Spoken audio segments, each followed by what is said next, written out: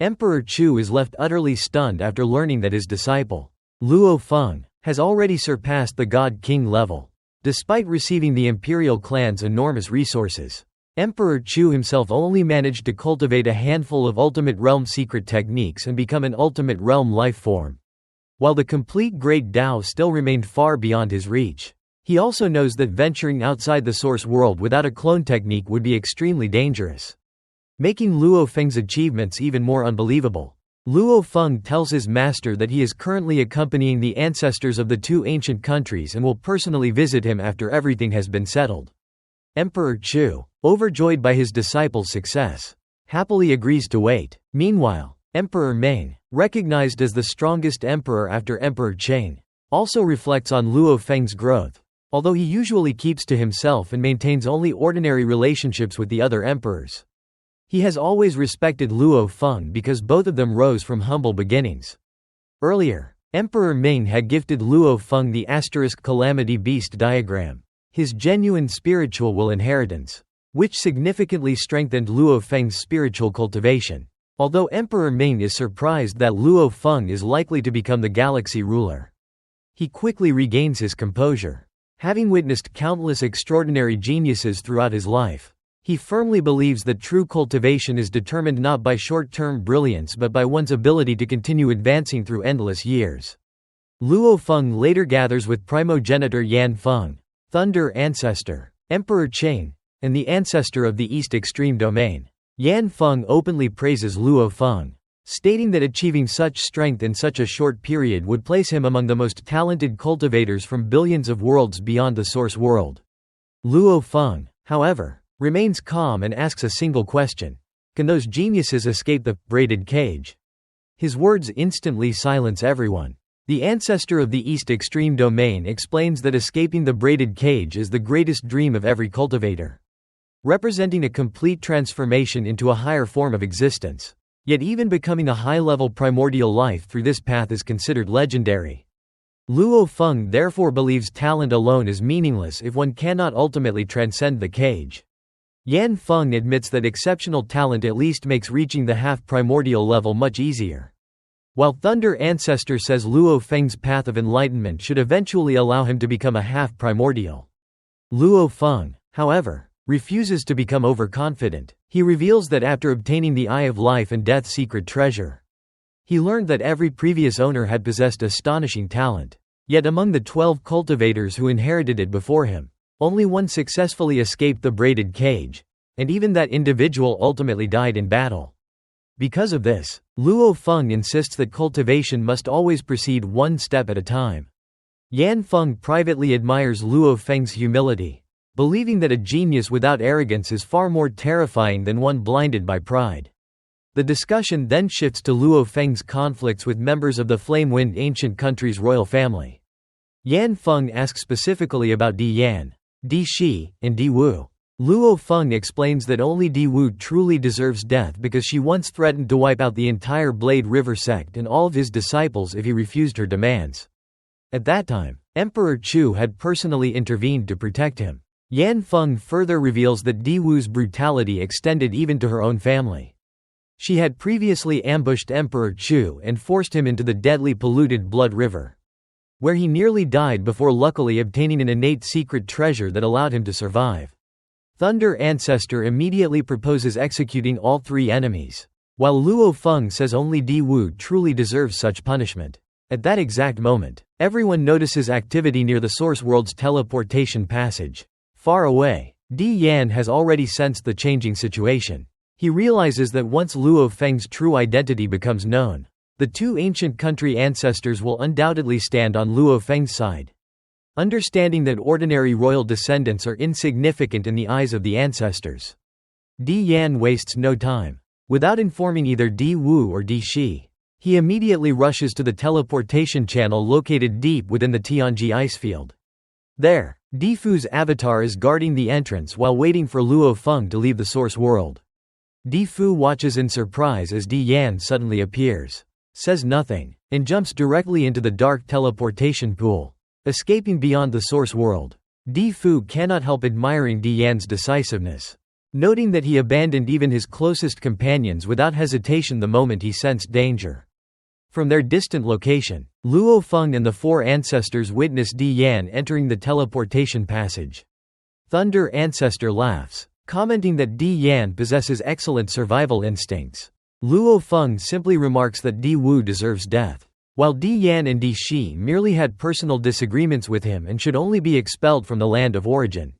Although Di Yan and Di Shi have many other enemies, including a blood feud with Emperor Gui Shu, Luo Feng does not wish to interfere in every personal grudge throughout the world.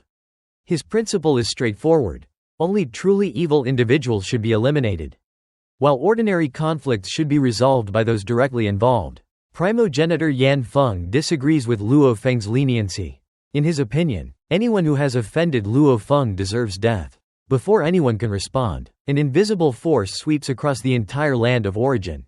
The attack simultaneously reaches every incarnation of both Di Wu and Di Shi. The moment the invisible force touches her, Di Wu immediately realizes that the ancestor himself has decided to execute her.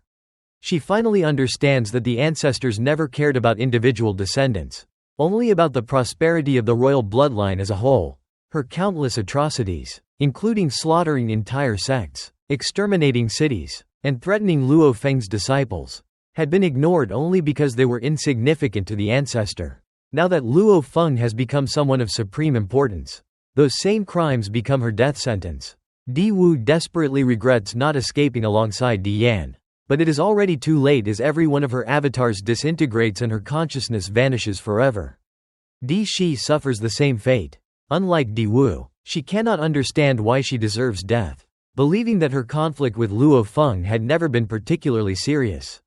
Filled with anger and resentment, she blames Luo Feng for being excessively ruthless. Nevertheless, the ancestor's power instantly erases her existence as well, leaving no possibility of survival.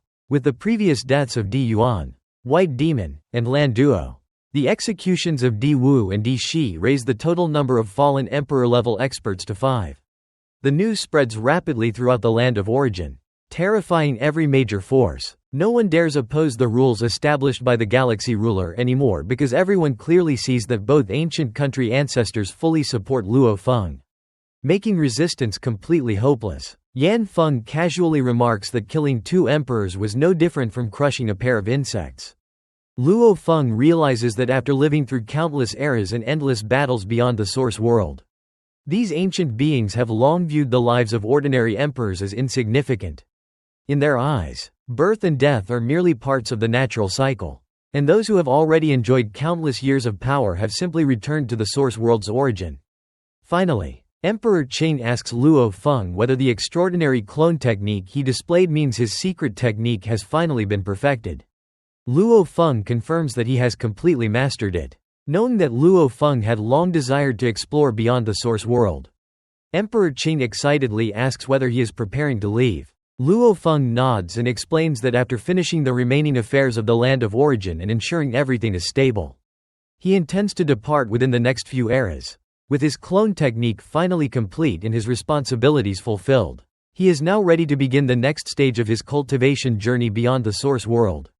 After meeting with the other top experts, Luo Feng returned to Huyang City, where the entire city was shocked as his enormous secret treasure, the Palm World, lifted the whole city into the sky. He summoned all the high-ranking members of Blade River sect and publicly revealed 3 earth-shaking secrets. First, the gigantic claws surrounding the city belonged to the Palm World, a supreme secret treasure he had personally refined. It completely isolated everything inside from the outside world and severed all causal connections, making it impossible for even ultimate God King experts to investigate or spy on its contents. Second, he disclosed that Elder Luo Sa was actually Morosa, a pinnacle sector beast possessing ultimate God King level combat strength. The revelation stunned everyone, especially Moyu Qingyan, who realized that the easygoing second master who constantly ate, drank, and guided his cultivation was actually one of the strongest beings in existence. Morosa smiled proudly, finally able to reveal his true identity without hiding his strength any longer. Third, Luo Feng announced that he was the mysterious galaxy ruler, also worshipped throughout the land of origin as the ancestral god of the galaxy. He explained that he was the one who established the new rules governing the land of origin, eliminated the threat posed by the great sinners, and fundamentally changed the fate of countless cultivators who no longer had to fear random massacres and destruction. This revelation completely overwhelmed the disciples and elders, who realized their sect master had become one of the three supreme existences standing above the entire land of origin. Luo Feng further declared that the Galaxy Divine Country had already expanded to govern 1.019 primal chaos prefectures as numerous surrounding nations voluntarily submitted to his rule. Blade River Sect would establish branches throughout every prefecture, becoming the administrative foundation of the Galaxy Divine Country. Unlike the two ancient countries, which relied on powerful imperial bloodlines, Luo Feng intended to build his nation upon the disciples of Blade River Sect, making them the future rulers and administrators of the vast territory. He then announced that Yuan and Morosa would oversee both the Galaxy Divine Country and Blade River Sect while he focused on higher matters before quietly departing. After Luo Feng left, the entire hall erupted with excitement.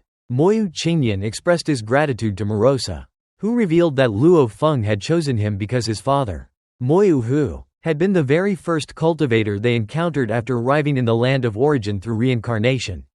Moyu Qingyan finally understood that becoming the disciple of both the galaxy ruler and a pinnacle sector beast was the greatest fortune of his life. Luo Feng later visited his master, Emperor Chu, and shared many hidden secrets from the past 1.500 eras. At the same time, Emperor Chu Yu learned through Flame Wind Pavilion that Luo Feng's identity as the galaxy ruler had been officially confirmed. Although his wife and 3 sons were thrilled that their uncle was now one of the supreme rulers of the land of origin, Emperor Chu Yu strictly forbade them from disturbing Luo Feng or abusing their relationship for personal benefit. He reminded them that even the closest friendship could eventually be exhausted if repeatedly exploited. And he warned that he would personally punish them if they brought trouble to Luo Feng. Emperor Chu Yu quietly reflected that recruiting Luo Feng as a guest elder long ago had unknowingly earned him the most valuable favor imaginable. As Luo Feng's status continued to rise, that single favor had become more precious than even the greatest treasures. And Emperor Chu Yu resolved to preserve it unless absolutely necessary, believing its value would only continue increasing over tens or even hundreds of thousands of years. News of Luo Feng's true identity quickly spread throughout the entire land of origin. Astonishing God Kings, the Reincarnation Tower, and countless major factions. The Wind Chapter God King was especially enraged when he realized that Zhang Yunge had wasted an unprecedented opportunity. Her former masters were none other than the galaxy ruler himself and Morosa, the ultimate God King level pinnacle sector beast. Furious at such unbelievable stupidity, he immediately expelled Zhang Yunge's entire family branch from the royal lineage and erased their names from the family records, refusing to let such incompetent descendants continue enjoying the benefits of the royal family. Zhang Yunge's family, now stripped of all protection and privileges, fell into panic. Her father gathered tens of thousands of descendants and informed her that they had been cast out because Luo Feng and Morosa's true identities had been exposed. Since Zhang Yunge had once been connected to Moyu Qingyan and had personally met Luo Feng and Morosa, her family believed remaining near her would provide the safest protection. Standing before the enormous number of descendants now depending on her, Zhang Yunge was overwhelmed with disbelief. She remembered accompanying Moyu Qingyan to meet Luo Feng and Morosa in the past, never imagining that those seemingly ordinary figures were actually 2 of the most powerful beings in the entire land of origin. Only now did she fully realize the unimaginable opportunity she had unknowingly thrown away and how drastically her fate, and her family's fate, might have changed had she made different choices. Luo Feng cultivated alone on an island within the infinite space treasure vault, reflecting that although his great Tao of life had reached its ultimate level with the aid of ultimate realm primordial life materials, his great Tao of destruction still lagged behind. Hoping to strengthen this path, he exchanged 100 reward points for the first realm of the perfection level inheritance *9 realms of extinction. After receiving the inheritance, he was surprised to discover that it did not directly teach the great Tao of destruction. Instead, the first realm, known as the *peeping realm, required cultivators with a spiritual will beyond the God King level to peer into the destruction memories imprinted on the great Tao of destruction itself. The process was extremely dangerous, as even those with exceptional willpower could lose their sanity and become permanently insane if they advanced too quickly. Luo Feng realized that the inheritance was primarily a method of tempering one's heart and will rather than providing conventional techniques. As he studied the inheritance, an elderly man suddenly appeared before him without triggering any of his spiritual senses. The elder introduced himself as Yuan, the creator of the infinite space. Shocked by Yuan's unfathomable strength, Luo Feng respectfully greeted him. Yuan explained that he personally met every cultivator who reached the ultimate realm and was pleased to see that Luo Feng had chosen to cultivate 9 realms of extinction. However, he warned that although only the first 5 realms of the inheritance were available to divine kings, no cultivator had ever fully mastered it. The greatest success in countless years had been reaching only the 4th realm, while many others had gone mad or become demonic. Yuan revealed that the creator of the inheritance believed mastering all 9 realms would allow one to escape the braided cage and become a world-level primordial life. But even he admitted the inheritance was not truly suitable for ordinary cultivation. Yuan then revealed an even greater secret. The star tower in Luo Feng's possession had actually been forged by him. Long ago, Yuan and his companions killed a primordial ancestor whose body contained 3 blood-colored scales. Yuan placed one of these scales inside the star tower, making it the tower's true core. Even someone as powerful as Yuan could not destroy or erase the blood-colored scale and could only make limited use of its power. He explained that artifacts created from primordial ancestor remains were meant to nurture exceptional cultivators from the weakest regions of existence. The star tower had traveled through the primitive universe searching for a worthy owner. And Luo Feng's ability to become its master while still weak proved his extraordinary talent. Taking advantage of this rare opportunity, Luo Feng asked Yuan how he should cultivate in order to escape the braided cage. Yuan explained that all perfection-level inheritances in the infinite space treasure vault were created by beings on his own level, while the special grade inheritances were created by world-level primordial life experts. These inheritances were intentionally restricted because the later realms were so perfect that they would heavily influence future cultivators, preventing them from developing their own unique great Dao. Yuan emphasized that those who merely imitated others would never surpass them. And every cultivator who escaped the braided cage had forged a completely unique path. Yuan acknowledged that some inheritances could guide cultivators all the way to the half-primordial realm. But even these reflected the limitations of their creators. The ideal approach was to explore the unknown independently. However, to prevent cultivators from becoming completely lost, they were provided with the remains of world-level primordial life beings, which served as distant beacons illuminating the correct direction. Luo Feng's opportunity was even greater because the star tower contained an intact blood-colored scale from a primordial ancestor, a treasure far more valuable than ordinary special life remains. Yuan stressed that while world-level primordial life remains could be divided into countless pieces and distributed to many cultivators, primordial ancestor remains were unimaginably rare and fiercely contested beyond the origin world. Therefore, Luo Feng should treasure the star tower above all else. Finally, Yuan advised Luo Feng to exchange only the first 3 realms of 9 realms of extinction, as going further through the inheritance would not truly benefit his future path. Instead of relying on other inheritances, Luo Feng should create his own techniques and continue accumulating reward points to exchange for more valuable treasures in the future. Having shared all the guidance he intended to give, Yuan disappeared. After Yuan left, Luo Feng bowed in gratitude. He understood that Yuan treated every ultimate realm cultivator equally and did not yet consider him exceptionally outstanding, having witnessed countless geniuses throughout endless ages. Nevertheless, the meeting gave Luo Feng invaluable insights. He decided to exchange only the first 3 realms of 9 realms of extinction and save the rest of his reward points. More importantly, he finally learned the true origin of the Star Tower and realized that the blood-colored scale hidden within it was his greatest treasure. Back in Huyang City, Luo Feng carefully examined the Star Tower and reflected that if even Yuan could not destroy the blood-colored scale, then its mysteries were far deeper than he had imagined. He resolved to focus his future cultivation on unlocking its secrets, while wondering whether he would ultimately become one of the rare cultivators capable of escaping the braided cage. The establishment of the Galaxy Divine Country brought a major change to the land of origin. In the capital, Black Fire Demon Lord, Wuxin God King, Cloud Sky God King, Great Freedom Sovereign, and Emperor Guishu gathered to celebrate. Although Guishu was reluctant to share his precious wine made from rare treasures of the Dream Domain, he eventually opened another jar for everyone, since Luo Feng's true identity as the Galaxy Ruler had been revealed. Former members of the Reincarnation Tower who once lived in secrecy, including Black Fire Demon Lord, now openly gathered in the capital, where even the emperors and monarchs no longer dared to cause trouble. They admired Wind City's foresight for recruiting Luo Feng while he was still in the primal chaos realm, never imagining he would rise so quickly to become one of the supreme beings of the land of origin. Emperor Guishu was especially grateful because Luo Feng had avenged him by killing Di Wu and Di Shi, while Di Yan had been forced to flee beyond the land of origin.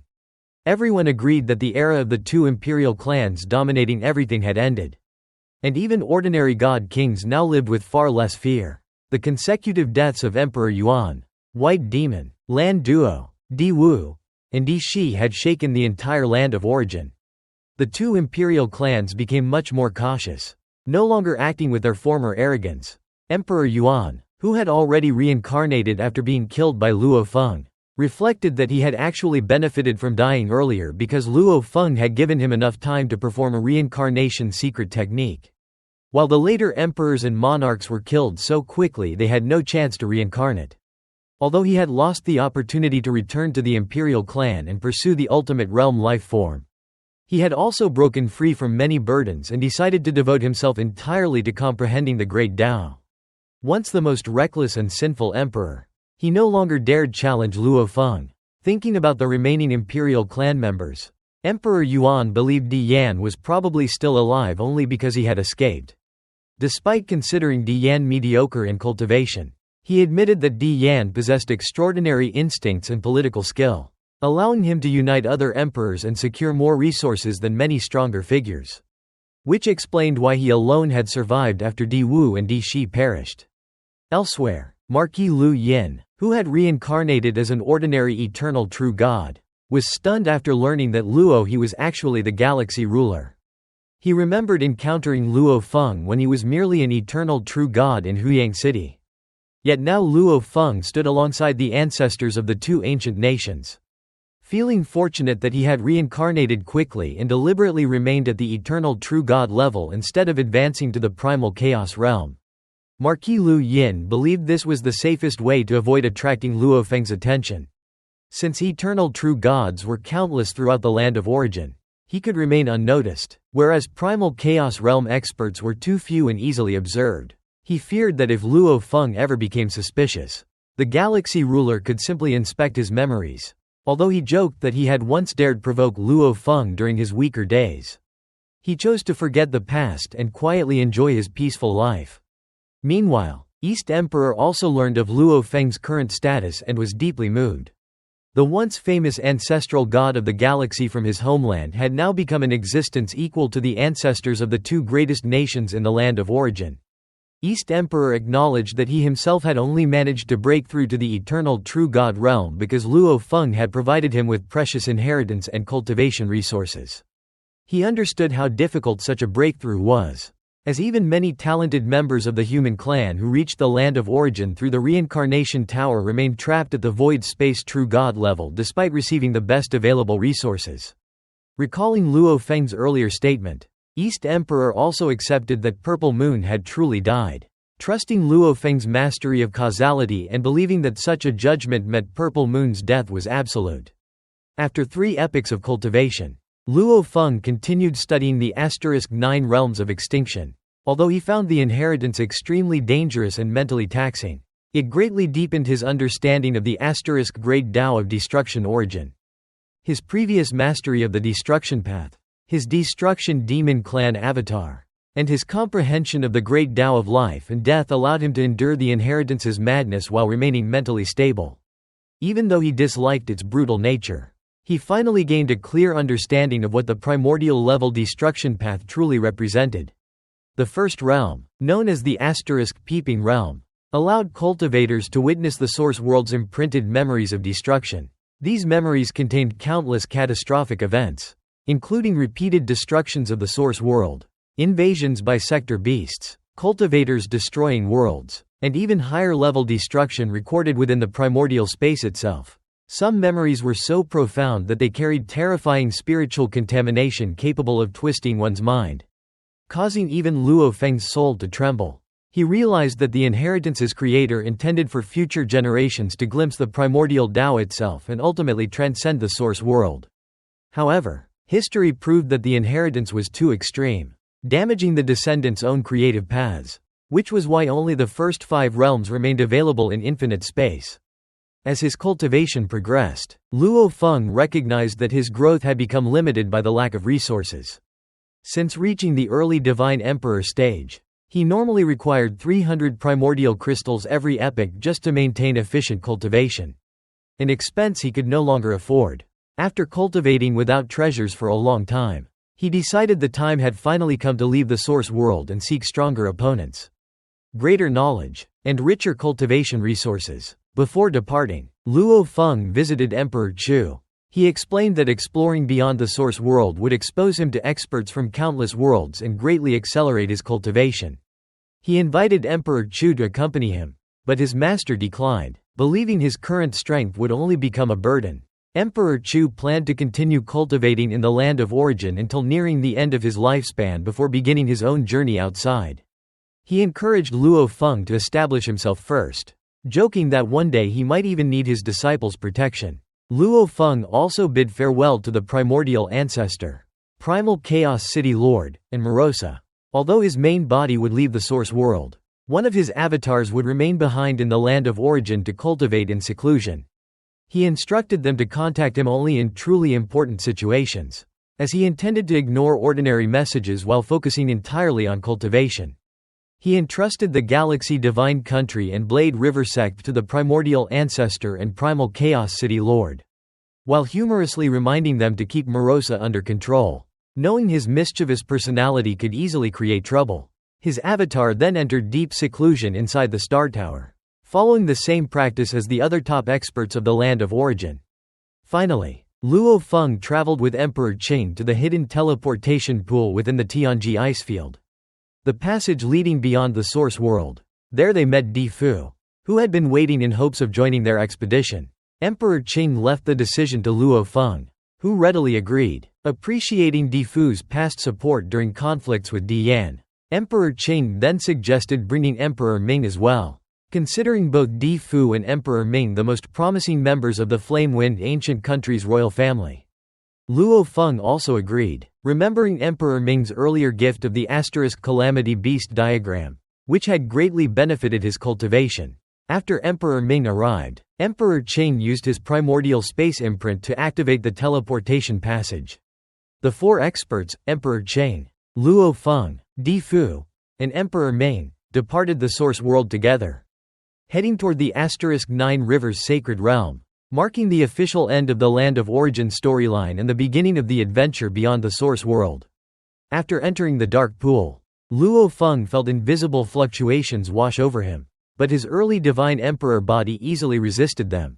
Emperor Ming remained calm, while Di Fu showed signs of strain. The 4 of them were then enclosed within a water droplet that instantly carried them away from the land of origin and into the infinite primordial space at an unimaginable speed. Luo Feng watched his home, the complete origin world known as the land of origin, rapidly shrink until it disappeared from view. He realized that he had truly left his homeland, and that the avatar he left behind would no longer be protected by the supreme rules. During the journey, they passed more than 100 origin worlds in mere moments. Luo Feng also witnessed a gigantic black serpent whose body measured roughly 1/3 the size of an entire origin world. Emperor Qing later identified it as a world-level primordial life. The serpent briefly noticed the passing water droplet before disappearing, while elsewhere a mysterious black-robed cultivator arrived at its former location, recognized it as a member of the Infinite Serpent clan, and vowed to eliminate such creatures whenever possible because they frequently infiltrated the cultivator camp's territory. Emperor Qing explained that the transmission droplet protected them from contamination, since directly facing such a powerful primordial life could instantly kill someone with insufficient spiritual will like Di Fu. After passing a total of 125 origin worlds, they finally reached the 9 Rivers Sacred Realm, An enormous elliptical world surrounded by 9 immense rivers covered with countless secret patterns that formed a massive ceiling formation.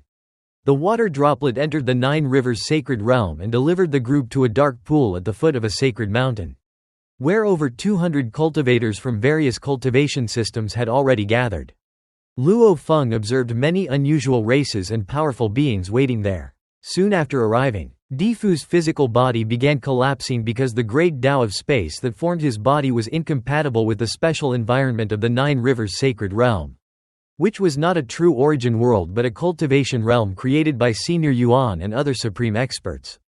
Emperor Qing calmly explained that Deefu only needed to discard the incompatible parts of his body and reconstruct them, though his strength would temporarily decline. Luo Feng, however, experienced no such problems despite not cultivating the primordial bloodline. Surprising Emperor Qing, Luo Feng simply replied that his strength remained unaffected, while internally knowing that his transformed primordial bloodline avatars allowed him to adapt naturally. Emperor Qing further explained that adapting one's body to different worlds was itself an important part of cultivation for enlightened beings. A voice from the holy mountain announced that a flying boat arrived once every epoch to transport cultivators to one of the cities within the 9 rivers sacred realm. Emperor Qing explained that the mountain contained 2 transportation gateways. The one at its base allowed cultivators to return to the land of origin, while only late divine emperors or stronger could climb to the summit, where another gateway led to the dark sacred realm, home of the ancestors of both sacred realms. Emperor Qing then approached the gathered cultivators, demonstrated his overwhelming strength by releasing his aura, and announced that he would escort anyone willing to travel to Yulan City for the standard fee of 100 primordial crystals or equivalent valuables. Convinced by his strength, 96 cultivators agreed to join him, allowing Emperor Qing to earn nearly 10,000 primordial crystals. He remarked that primordial crystals were essential for survival in the 9 rivers sacred realm and that the harsh economic system likely existed to force cultivators into constant life and death battles. Emperor Qing then summoned a worn but incredibly powerful blue metallic flying boat.